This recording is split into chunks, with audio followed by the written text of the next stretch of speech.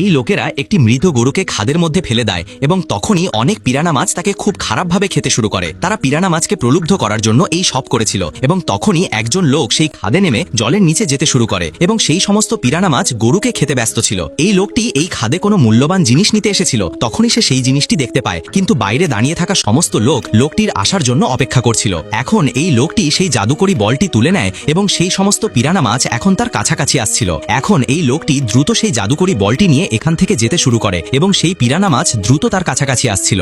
এখন এই লোকটি যেই খাদ থেকে বেরিয়ে আসতে যাচ্ছিল, কিছু পিরানা মাছ তার পা ধরে ফেলে এবং সেই লোকটি হঠাৎ করে একটি ঝুলন্ত গাছের লতা ধরে বাইরে বেরিয়ে আসে। এখন সেই গাছের লতা ধরে ধীরে ধীরে উপরে আসতে শুরু করে।